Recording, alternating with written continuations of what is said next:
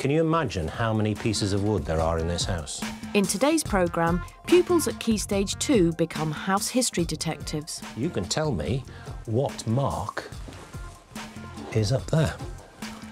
1V. 1V.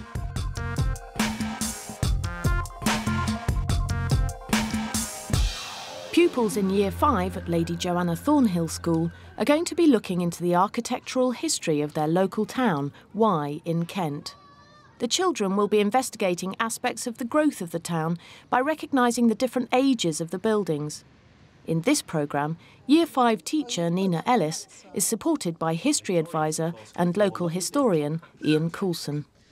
OK, we're going to spend today and tomorrow looking around Wye and trying to think about the history of Wye. Looking at the picture, does anybody know where that is? Owen? Bridge Street. The lesson objectives were to get the children out and about and to begin to understand that the village that they work in. Some of them live in the village, but not all of them. We also wanted them to use some historical sources and to be able to work things out. I thought I'd bring in some bits and pieces as clues as to what historians use to find out about the past. As we look at the clues that historians use, we're going to do the spider diagram. Yes? Have you done a spider diagram before? Yeah, good, right. So can you do your spider in the middle of one of those pages? Now, let's have a look at the clues that I brought with me. The expectation, though, is to build them in such a way that they can do some of the fundamentals. So we'd be expecting the children at the bottom end of the ability range to be using the clues and, with assistance, manipulating them. Now, that is a shoe from the Middle Ages, a long, long time ago. But it's one of the sorts of clues that historians use to find out about the past.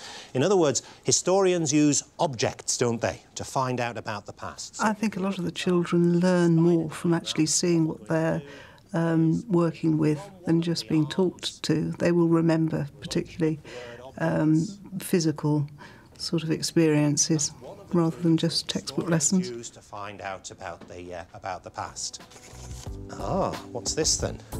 Ah, books, maps. To become house detectives, the children need to get used to looking at clues and evidence and using them to construct a story. Ah, right. What have we got there? A map. A map. Having grasped the idea of the range of clues available to them as historians, Ian reminds the children of one crucial piece of evidence which surrounds them every day. You looked at something on the board, didn't you? First thing with Mrs. Ellis. Yes. What did you look at on the board? We looked at a street of Wye. A street of Wye. And what was in that street? What was in the street? Houses. And houses, that's right. Now, is there anything missing from our list of clues that we've got on the board here? Anything missing? buildings. Buildings, that's right, buildings, you see. So let's put buildings on, shall we? Because that is the clue that we are really going to be using over the next couple of days. OK, and what I'd like you to do is to try and take those pictures and put them on either side of that big image with new and old, yeah? Put the new ones on the left-hand side and the old ones on the right-hand side. OK, off you go. Let's see what you can do. That's definitely old. The children enjoy the straightforward comparison between old and new. It's an accessible way in to thinking about houses and their history. Houses now, you wouldn't actually see that bit there, would you? What do you think that bit there was? An old window. You know, houses nowadays tend to have garages. What we're going to do is, Mrs. Ellis has a specially arranged sunshine for us. We're going to go out on an expedition. And you're going to go out as historians who have got a quest, right? And that quest is to take some photographs of buildings in Wye. OK, come on then. The pupils are divided into groups. Each group is assigned a camera and asked to take photographs of the houses in different parts of the local town. They really enjoy the game of trying to work out what's old and what's new. Do you recognise it? Yes, it is. It's the one we had on the screen this morning, isn't it? Yeah, well done. So, are you going to take a picture of that one? Get it lined up. Make sure we get faces. Mind your fingers aren't over the lens. I think photography is a good way of the children taking possession of what they're actually seeing, so that they then feel much more interest in the detail of it, choosing what they want to take the picture of, and then using it afterwards. They're really highly involved because of that. Look at the arches over the doors. That's dating it a bit, isn't it? Because we don't build them quite like that, do we? It isn't exactly new. No. I suppose it's not very old. Middling. I enjoyed finding out things about why, because there's some things that I've missed because I go by it so often you don't actually get time to look at the detail on the houses. So the idea is that we lay out a plan of the village using this very sophisticated and expensive paper, and the children will place the photographs that they've taken of the buildings on the map, and that'll give them a sense of where the buildings are in the village, and also they will eventually get a sense of a distribution, because we'll put the photographs onto the map and we'll have a big picture of the village. We'll then get some coloured card, and for the old photographs we'll put a red card on top. For the new houses we'll put a blue card. We'll have you over here. The floor map works well because it's physical. It draws the children out of their usual environment, but we're not a million miles away. It's just using the hall. Once they get into the hall, of course, there's this element of what's going to happen next. What are we doing here? And that, I think, bit of mystery helps enormously. OK, well done. The pupils are also asked to present their findings with their photographs. Well, we took this picture because it had a flat roof and it was quite massive as well. Is this an old place or a new place? Quite old. Quite old. It's got a massive roof, hasn't it? Yeah.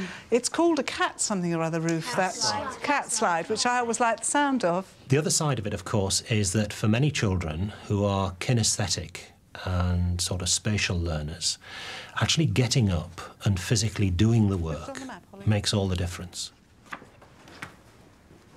So, if we look at the village of Y, with the information that we've gathered as historians, and because we know the difference between old houses and new houses, we can actually tell which is the oldest part of the village.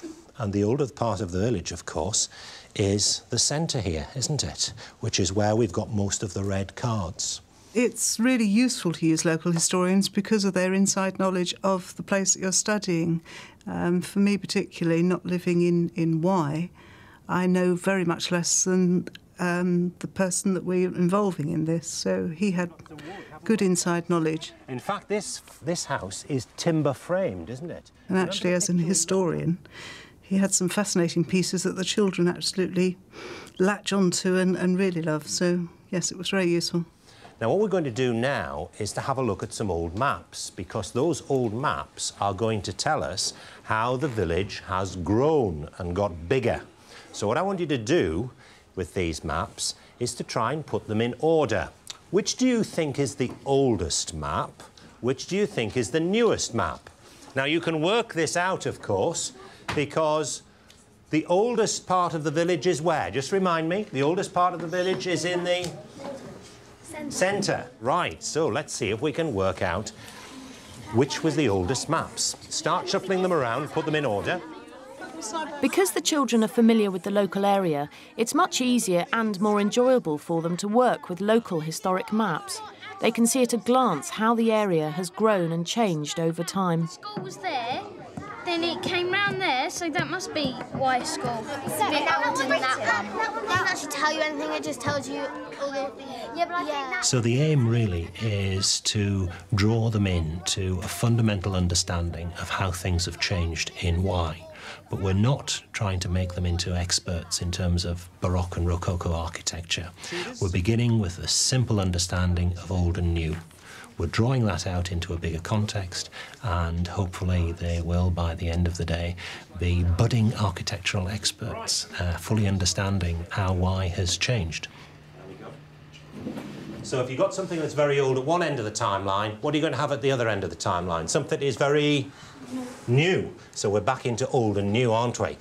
Which of these good people are going to go at the very new end of the timeline, the most recent, do you think? The most recent date?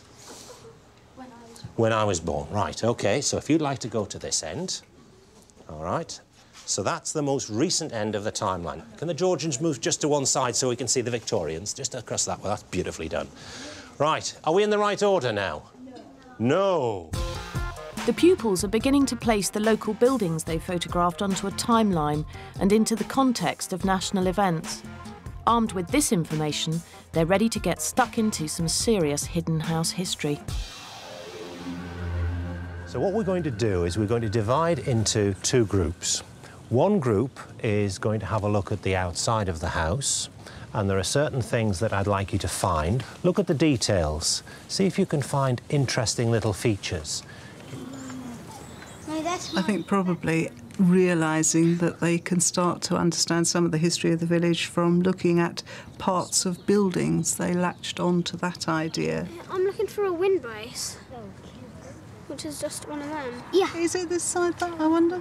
Do we need to go to the other side for that one in a minute, Douglas? I think we need to go to the other side. With one group sketching interesting features on the outside of the house, Ian takes a second group inside to see if they can work out how a Tudor building would have been constructed. The builders got the wood and they made the house in their yard, their builder's yard. Now, can you imagine how many pieces of wood there are in this house? Can you have a guess? Thousands. Hundreds, I think. How are you going to tell the difference between each bit? Yeah? Put a little mark on it. Great. And if you'd like to come here, you can tell me what mark is up there. 1V. 1V. 1V is 4. Yes, is 4. Right, Roman numerals, yeah, yeah. So they used to number all the timbers. So it was like a kit. They'd make all the timber up in their yard, they'd bring it down in carts, and they'd put it together like a huge jigsaw, and then they'd bring all the timber frames up, bring them together, put in the floors and everything. So they would have built it quite quickly.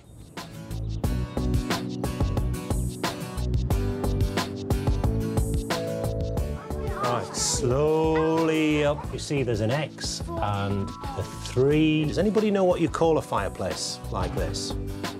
It's called an inglenook. The one up leaded? Good boy. Why would it be leaded? Have a look at those windows.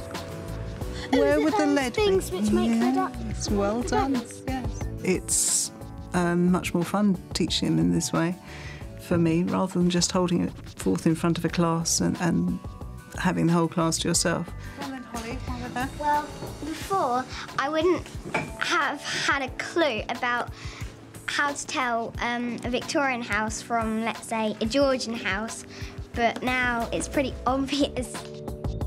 Working closely with a local historian to track the development of the town and looking in depth at the story of one particular house in that town, Nina Ellis has found that at Key Stage 2, her pupils can become sophisticated house history detectives. By using simple clues and local maps, the children have learnt how to uncover the hidden history of any house.